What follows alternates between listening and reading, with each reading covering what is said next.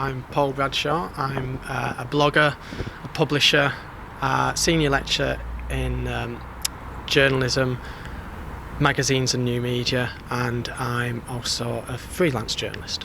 Cool. And can you maybe describe a little bit about how you came to the idea to have this JEEcamp conference today?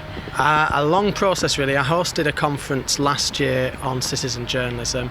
I was then invited to an unconference by the European Journalism Centre, and that kind of planted the idea to do something, to do an unconference rather than a conference. And it seemed to me that enterprise was becoming a key issue, and there are a lot of people I knew were working in isolation really from each other on journalism projects, and this would be an opportunity to bring those people together. Okay, cool. What do you think is the state of journalism that is based on more entrepreneurship and enterprise rather than just going to work for a newspaper or broadcast or radio station? I think there's a massive range of types. I think we've seen that today. HubDub, a news prediction website, is an idea that you couldn't imagine a mainstream news organisation coming up with. And then you've got very local websites that are almost quite traditional retro style journalism that you would have seen 20 years ago. So there's a vast range of different types of journalism.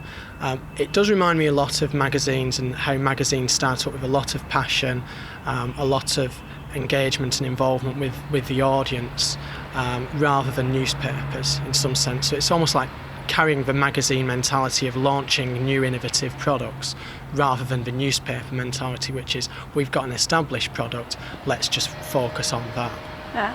What do you think are some of the biggest challenges for especially maybe some of your friends or colleagues as they're trying to start their own enterprises? Because it seems to me that especially if someone has a more traditional media education, that maybe they're not someone who's thinking about business plans and accountants and taxes and whatever. I mean, do you see that as a big... I think there are two main barriers, culture and money. That one thing that's happened with online journalism is that the split between journalists who only do journalism and advertising salespeople who only sell advertising, that's breaking down, and so entrepreneurial journalists are having to get to grips with some of the more commercial aspects of news production, which may make a lot of people uncomfortable, and that includes marketing as well, because online what you do as a journalist becomes an act of distribution as well. So distribution is an important element, and money, obviously, getting the money to do something significant is a major challenge, and there's not a lot of sources out there for people to really get money to fund significant startups. Having said that, the barrier to entry, the barrier to doing something, has been reduced enormously, to the extent where you can set up a blog and make a success of it, you can set up a website, you can do e-commerce, all these things very, very cheaply. It's just that next step up to something that involves creating software, for example, that is where the real barrier is. Yeah. Has this I guess as a lecturer, how have your courses and things changed? Have you seen changes in the universities to reflect the existing realities? I couldn't comment about the university as a whole. Me personally, my teaching changes quite a lot every year for online journalism specifically. This year, for example, I'm doing a lot of stuff with Twitter and with mapping, which I didn't touch on really last year. Last year, video and audio were very much on the bill. I've been teaching Flash for a number of years, and this year I'm actually going to scale that down because there's software now that means you don't have to learn Flash to achieve certain effects. So it's really changed. It really changes every year. Content management systems are becoming more important, for example. The biggest challenge is I've only got 10 weeks of teaching. How do I fit video, audio, writing for the web, blogging, twittering, mapping, geotagging, content management systems, interactivity, Flash, user-generated content, still images? I could go on and on. How do you reduce that to 10 weeks?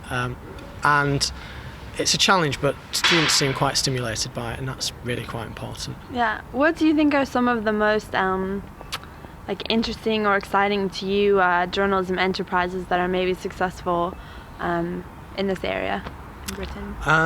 In the UK specifically, The Guardian is always impressive with their they always seem to kind of bring something original to the table. Comment is Free was a quite refreshing take on blogs.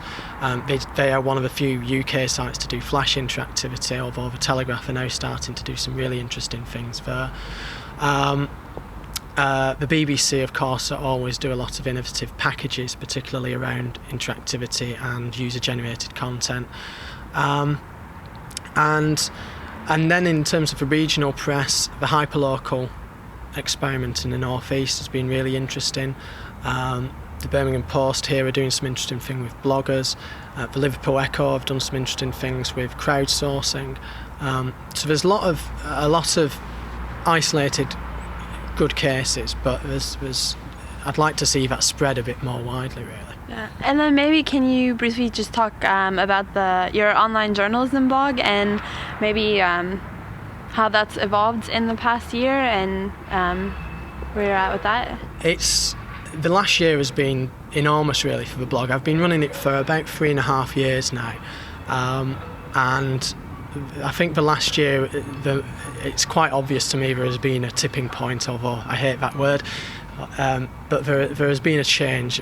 I've seen a vast increase in visitors to the website and in engagement with the website as well, and the kind of realisation that there's a community of online journalists or people interested in online journalism that want to do things, and we can organise events like this. We can map each other on Google Maps, we can create mashups and things like that, and I think I'd like to do a lot more with that, really. Cool. And finally, what's your lately favourite book that you've read? I'm still reading The Wealth of Networks, whose author's name I forget, which is very embarrassing. And I've just finished reading half of The Yellow Sun, which is about the Nigerian Civil War. So that's the kind of thing I like to read, really, when I can. Cool. Okay, I think that's it. Okay, thank you very much. Awesome, thanks.